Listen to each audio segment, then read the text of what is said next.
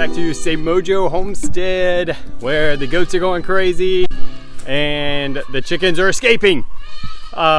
We are working on a chicken coop that is no longer adequate for our needs. Our chickens have found ways out, and so I've got to fix that. One great thing about doing this channel is that it's motivation.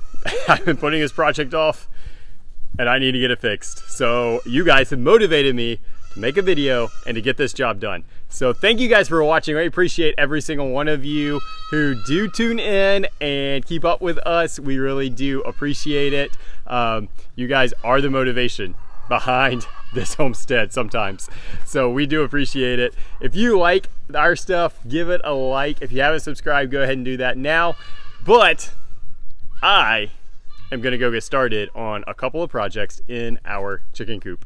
One of them is fixing our water. We have a leaky cup in there, so I've got to replace that. And then the other thing is going to be fixing the run so that they can no longer escape. Let me show you guys what's going on. You can see this rock right here behind me that they're all standing on. They like to get on that rock and then they like to fly over right here. So we're gonna get that fixed. But first I'm gonna do the easy thing and fix the water. Okay, so these things are pretty cool. If you don't know what they are, if you have chickens, you definitely need them if you don't have them. Basically what it is a watering cup, and you screw it into like a 5-gallon bucket or any size bucket, I guess. And they basically hit this little thing that looks like a corn and water comes out. But the problem is this one, it may have something stuck in it. I don't know, they're pretty cheap, so I'm just replacing it rather than messing with it. But this one continually lets water out, so it drains the whole entire bucket within like 24 hours. And the whole point of this was to minimize the amount of times we had to go in there and fill up their water. This is defeating the purpose. So I'm replacing it. We did a whole video on this. I'm not gonna go into the details of it, but yeah. One thing that I think we're gonna be changing is just how many videos we put out in a week. We are both, Cass and I, are getting kind of into our busy time of the year. Like, not with homesteading stuff, but spring's coming, so even with homesteading stuff. So it's just really getting busy. We'll have a lot more content, but here we go. We'll have a lot more content, but just less time to film. So I think we're gonna just go down to trying to get 2 videos a week out. We're definitely gonna keep the weekend video because that's the easiest one. And we may try to do a few more shorts. I don't know if you saw the one last week of Cass talking about the milker, but maybe doing a few more shorts like that, where they're just really quick, getting some info out there that we feel like is worthy enough to share, and go from there and see how that goes. Let's go finish the job. All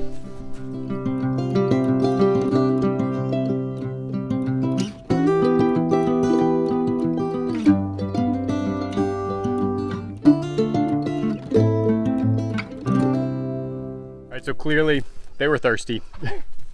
They needed water. This thing drains out, like I said, really, really fast. I just can't keep water in there frequently enough to supply them with what they need. So that cup seems to be working. So we are back to once a week filling water, which is so great. Next is the one that's a little bit more involved, fixing the escape route. So this isn't really any kind of genius fix or anything. It's basically just repairing what we had before. I put in nails right here and up here, and it's just going to hold this plastic chicken netting, bird netting, I don't know what you call this stuff. This stuff. It's just gonna hold it up there. It's what we had before. I think what happened is the tension was probably too much and it actually broke off, because this stuff doesn't hold a lot of tension.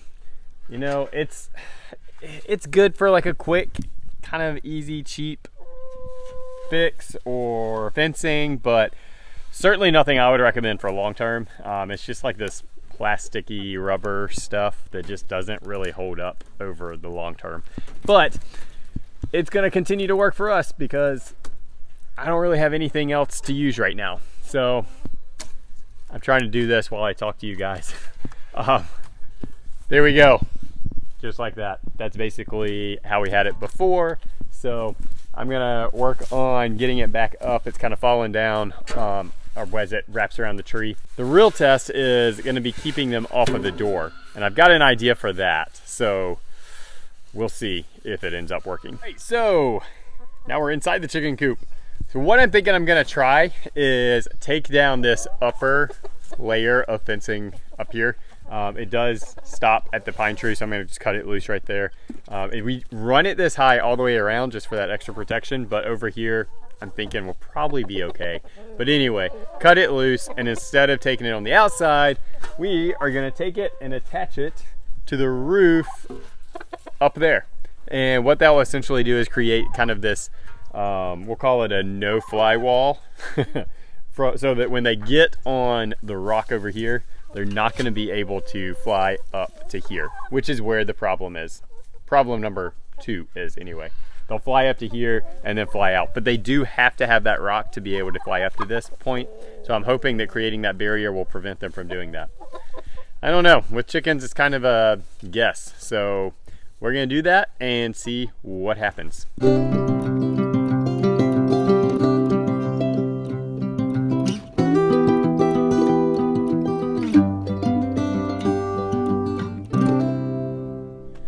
Okay guys, so not the prettiest, but you know, I hope it works. It's really kind of a temporary experimental phase right now. So if it works, then we'll get something that's a little bit more durable up there. And see, they're not supposed to be able to fly over this, which is about 5.5 feet. I mean, fingers crossed they won't, but I don't know that I'm holding my breath. But we'll see. We will see. It was not up when we first had them in here, when we first started with chickens, and they never did fly up there. So it's the rooster. That's the one I got to watch out for. He's the ringleader. He's the one that finds the ways out, and then all the hens will follow him. So if we can rooster proof this thing, then we'll be in good shape. So there's a couple other spots I got to go mend in the fence, but outside of that, I think that we are good. We're gonna at least see. We'll see if any of them get out tomorrow. The easy ways out are definitely fixed now, so time will tell. Thank you guys for coming along with me on this chicken fix. I will keep you posted, let you know if this actually works. Hoping it will, but we really do, again, appreciate all of you guys. Thank you so much. It is March 1st, and here in South Carolina, I consider that the first day of spring. So just because of that, I'm happy. I'm enjoying this. Can't wait to get some gardening done. Bought some potatoes today that we are going to be putting in the ground probably this weekend. Actually, not putting them in the ground. We actually grow them in pots. Probably doing that this weekend. Tomatoes have come up. Some of the peppers have, some of the peppers have not. You know, we're really trying to get that soil to 75 degrees for those to start germinating. I really think that's the only reason they haven't sprouted yet, so not concerned about that. But yeah, it is like bring on spring around here for us. Have a great week and be blessed.